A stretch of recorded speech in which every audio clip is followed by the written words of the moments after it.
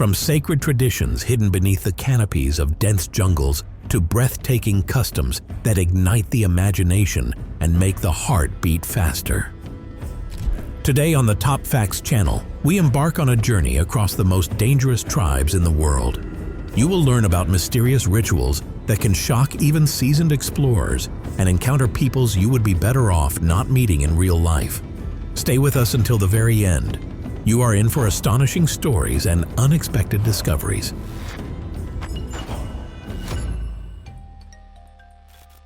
Our introduction begins with an ancient people whose lands lay within what is now Mexico and Central America. The Aztecs once established an entire empire renowned for its monumental buildings, warrior culture, and equally brutal rituals. They built astonishing cities featuring majestic pyramids and temples that impressed observers with their scale and inspired a sacred awe among contemporaries. Archaeologists still discover complex engineering solutions and luxurious household items there, confirming the advanced level of craftsmanship and artistry. But the most shocking aspect of their society remained the numerous sacrifices the Aztecs made to appease their gods. Altars were built atop the pyramids for bloody rituals, and in the eyes of the ancient inhabitants, this was part of an inexorable cosmic cycle. They believed that by feeding the power of the sun with blood, they were saving the world from destruction. Yet the grim fate of the civilization itself was determined by the arrival of the conquistadors, who brought devastation, disease, and a new faith. A curious fact. According to some research, the Aztecs not only developed a rich mythology, but also maintained an extensive trade network. They imported rare stones, feathers of exotic birds, and even cacao beans from distant regions. All of this shows that the ancient empire was far more interconnected with the world around it than previously believed. On Palawan Island in the Philippines lives the unique Baka tribe, numbering no more than a few thousand people. These individuals have long lived in harmony with their environment, adapting to the complex rhythms of the tropical forest. Their traditional means of subsistence have been hunting, gathering, and the so-called shifting cultivation. Small plots are cleared for planting and then abandoned, allowing the ecosystem to recover. This method does not exhaust the soil and perfectly aligns with the tribe's harmonious lifestyle. Unfortunately, the rapid advance of modern civilization has greatly harmed the Baka. The government issues numerous mining licenses, causing sacred forests and traditional hunting grounds to vanish at an alarming rate. New roads carved through lands the Baka have inhabited for centuries. They can no longer use many of their farming practices, as part of their territory is officially deemed protected, entailing countless restrictions that not everyone adheres to. A notable point: the Baka tribe is also recognized for its musical folklore, in which ritual songs and dances play a crucial role. During such ceremonies, they are believed to connect with nature's spirits, on whom the welfare and health of the entire community depend. Let us journey to the Omo River Valley in Ethiopia, where we will encounter one of the most isolated tribes on the continent, the Mursi. These people inhabit an environment that would be unforgiving to most travelers. Intense heat, inadequate supplies of drinking water, and harsh survival conditions. Yet the tribe manages not only to endure, but also to preserve its unique culture. Among their customs are striking ceremonies in which men paint their bodies with patterns, and women insert large clay discs into their lips and ears. However, the Mursi are best known for their determination to protect their lands. They have possessed not only spears and bows for a long time, but also Kalashnikov Model 47 firearms, which, according to rumors, they acquire through exchanging livestock or through illicit trade channels. Consequently, visiting them without advance agreement can be extremely dangerous. Moreover, the Mursi's devotion to tradition also appears in their views on marriage. Bride abduction can be deemed acceptable, and widows often marry into the family of the deceased husband.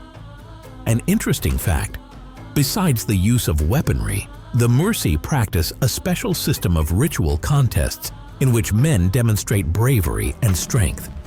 The winner of such a competition gains not only honor, but also more influence in the tribe's public affairs. The little-known Korowai tribe lives deep within Papua New Guinea. This country is renowned for its unique natural environment and vast regions that remain almost untouched by modern civilization. The Korowai are frequently mentioned in connection with their warrior culture. Unverified accounts suggest that in the past, members of this tribe were engaged in ceaseless internecine warfare. Nowadays, they prefer to isolate themselves from all external contact, as such encounters repeatedly brought them disease or threatened their very existence. The Korowai's territories are studied much less than other parts of the country. Local mountains and swamps may still conceal records of undiscovered chapters in the tribe's history. The only relatively reliable information consists of urban legends and fragments of anthropological reports, which claim that the Korowai follow a very strict social hierarchy and excel at crafting traditional weapons from bones and wood. Surprisingly, some neighboring tribes speak of the Korowai with respect, viewing them as guardians of ancient spiritual practices. Knowledge of medicinal herbs, the ability to navigate through dense forests, and specialized techniques for making warriors' ornaments are transmitted solely within the Korowai's community. From Papua New Guinea, we return to Africa. The Maasai tribe is one of the most famous groups in Kenya and Tanzania. These people are estimated, by various accounts, to number well over 1 million. They refuse to fully assimilate into modern culture, maintaining a distinct set of traditions that involves vibrant rituals, colorful clothing, and abundant adornments. What makes the Maasai so recognizable are their elaborate coming-of-age rituals, which may involve painful trials for both men and women. As the Maasai see it, such rites forge strong character and strengthen bonds with the ancestral community. Simultaneously, the tribe has a clear moral code and strict hospitality customs, though certain practices, such as severe circumcision or justified aggression toward rival groups, can seem unacceptable from the perspective of other cultures. Another detail: daily life for the Maasai is largely devoted to animal husbandry, focusing on cattle. They believe that by divine right, all cattle in the world belong to them, which is why cows are valued even more highly than gold. The milk, blood, and meat from their livestock are considered not just food, but a sacred source of strength and prosperity. We once again move to Palawan Island in the Philippines, home to another tribe bearing the same name, the Palawan. They can be regarded as heirs to a unique agricultural system, for they too engage in shifting cultivation. This lightly taxes the soil and does not deplete the forest's resources, thus preventing ecological disaster. They favor life within the tropical forest, where they gather provisions and medicinal herbs without inflicting irreversible harm on the environment. However, it grows more difficult each year to maintain this way of life. The Philippine government issues permits for mining, and more roads are constructed, leading to the disappearance of many traditional hunting and gathering routes. Furthermore, large industrial entities rarely consider how deeply the Palawan value each grove and river. An interesting nuance: the Palawan believe that ancestral spirits inhabit the local forests, guiding and revealing the best hunting paths. Losing their traditional lands means losing not just the present, but their entire spiritual realm, which is the bedrock of their culture. When considering corners of the world where diverse peoples live alongside wild nature yet preserve their unique identities, Papua New Guinea truly abounds with such tribes. Some estimates suggest that this nation is home to more than 600 tribes, speaking over 800 languages in total. Each group holds to its own rituals, totem animals, legends, and folklore, faithfully passed down through generations. Well known among these are the Kune and the Huli, who sometimes quarrel but unite for the vibrant Sing Sing festival. Everyone gathers there in a spirit of friendship, celebrating dance and musical traditions, decorating their faces with paint, and wearing customary outfits. Yet this is only the visible facet of the culture. Venturing deeper into the jungle may bring encounters with more secluded peoples who not only reject foreign contact, but respond aggressively, striving to safeguard the secrets of their homelands. An interesting fact: Numerous tribes of Papua New Guinea have mastered constructing treehouse dwellings.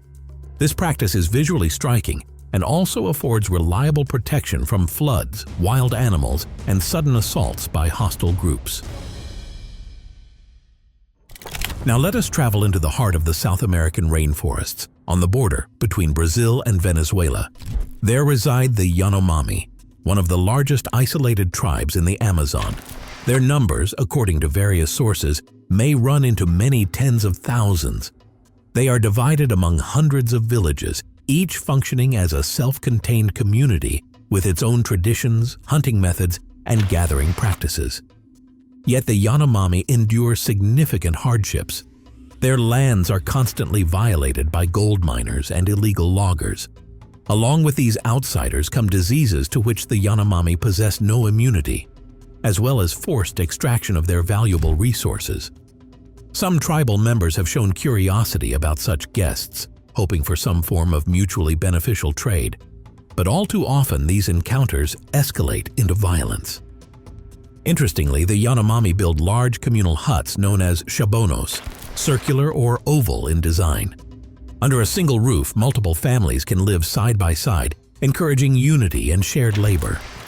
Such solidarity is especially crucial, given that the tribe faces a host of external threats, and any internal discord could have grave consequences.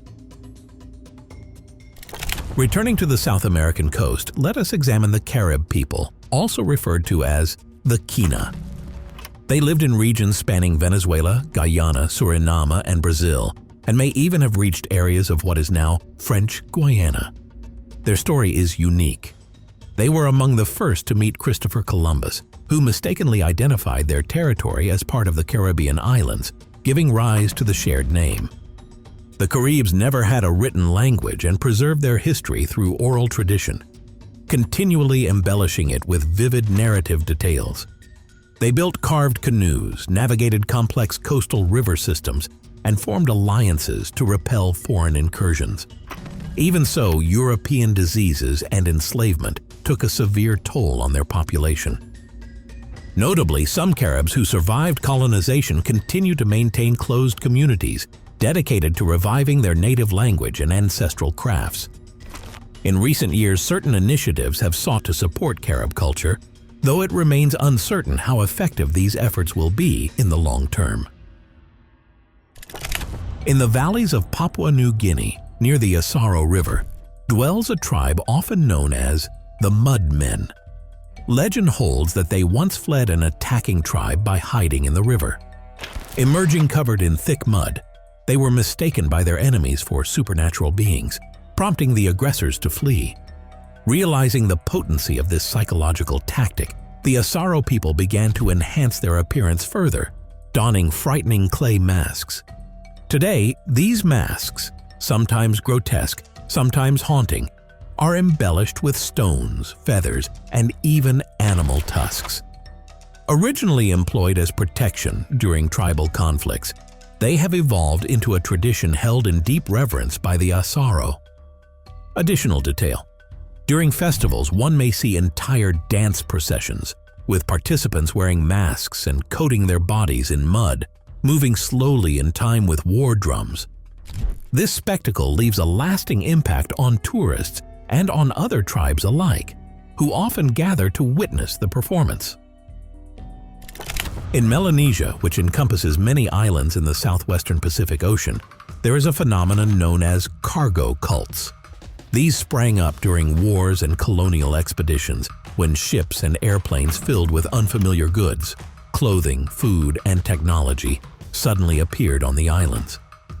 Having never encountered such items, local inhabitants sometimes regarded them as miracles bestowed by higher powers. They constructed airfields out of bamboo and branches, as well as radios made from wooden boxes, believing that they might draw the supernatural givers back. While modern minds might dismiss this as superstition, for the islanders it was an attempt to explain a bewildering influx of goods. Certain cargo cults continue to exist even today. Interestingly, from a sociological standpoint, these beliefs reflect human adaptability. When confronted by something utterly alien, people do their best to absorb it into their worldview. To them, there is no notion of mistake, for they simply try to replicate whatever they think brings miracles. Yet in some cases, cargo cults have grown so fervent that any criticism or logical interpretation proves dangerous for outsiders.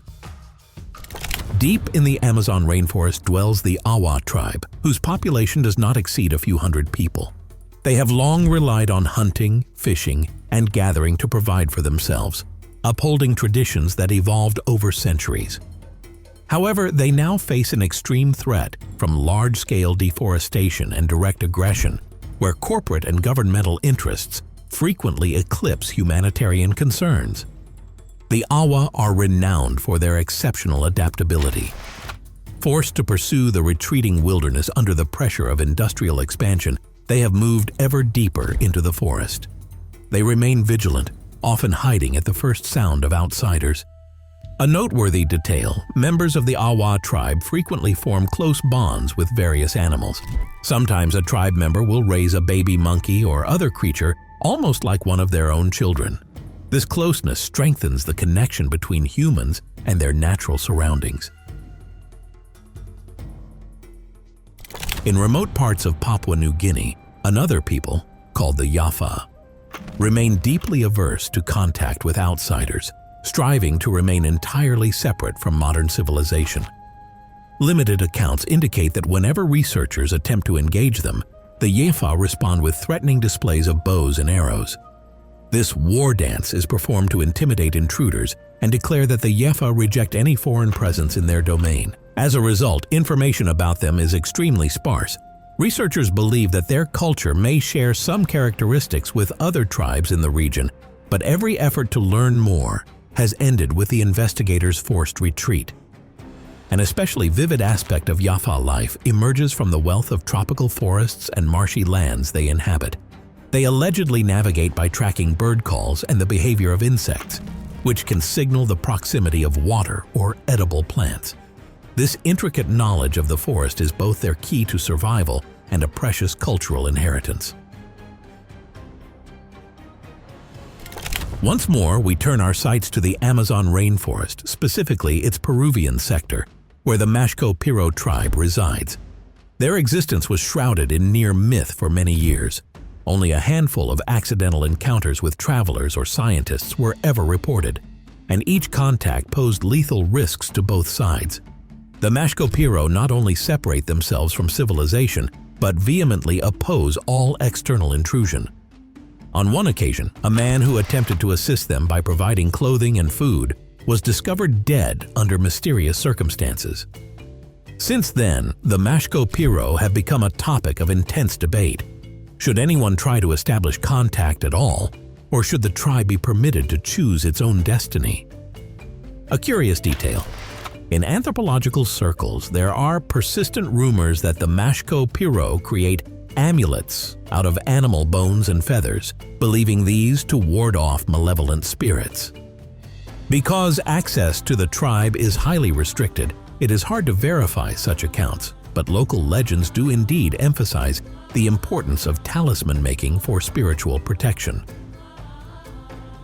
The Ayoreo people in Paraguay constitute another group that finds itself at the center of rampant deforestation. Their homeland is considered one of the world's foremost areas for tree felling. Consequently, the Ayoreo are perpetually on the move, fleeing bulldozers and construction vehicles. Whenever they hear the faint roar of machinery, they must hurriedly abandon their settlements. Most tragic is the fact that many Ayoreo have already been ensnared. Certain Western organizations offered substantial sums to save the tribe, but in reality such schemes often amounted to forced apprehension and displacement. For the Ayoreo, any chance of preserving their native culture vanishes along with each plot of forest that is cleared. Remarkably, the Ayoreo have never sought conflict with the outside world. All they have desired is to live according to their established laws, yet material interests are powerful and have little regard for their ancestral customs. Consequently, the indigenous population becomes an impediment to those pursuing quick profits. Also in Ethiopia, close to the Sudanese frontier, dwells the Suri tribe, sometimes referred to as the Surma. They are famed for their body scarification rituals, the use of various metal rings as ornaments, and their expansive grazing lands for livestock. Their way of life merges herding, hunting, and gathering. Even today, many Suri uphold customs that go back many centuries. However, their relative peace is overshadowed by ethnic conflicts, armed hostilities, and land disputes that frequently force the Suri to defend themselves. In addition, external reforms and infrastructural projects have dramatically altered their time-honored routines. An intriguing detail: the Suri employ an entire system of signals, using sounds and visual signs to manage their cattle and safeguard the community. When danger looms, experienced warrior herders convene at a designated spot to decide on a strategy. In this way, collective security is maintained, along with a well-defined tribal hierarchy. Concluding our list is the Korubo tribe in Brazil, located within the Amazon River basin. There is very little information about them, other than their extraordinary survival prowess and their extremely hostile attitude toward all outsiders. A few brave explorers have tried to investigate their daily life, but these ventures have too often ended in tragedy. The Korubo employ poisonous darts and arrows produced according to a special recipe. Their skill in trapping small animals and birds with intricate snares provides them with a reliable food source, sparing them any need to rely on the outside world. Interestingly, indigenous rights advocates are focused on keeping the Korubo protected from any external contact, believing this is the only way to safeguard their cultural identity. They argue that any forced integration would devastate the tribe, robbing it of both its native lands and its ancestral traditions. That is all for today. If you would like to see many more similar fascinating broadcasts, leave a like, share your comments, and subscribe to the TopFacts channel for the most incredible collections of facts and videos from all around the internet.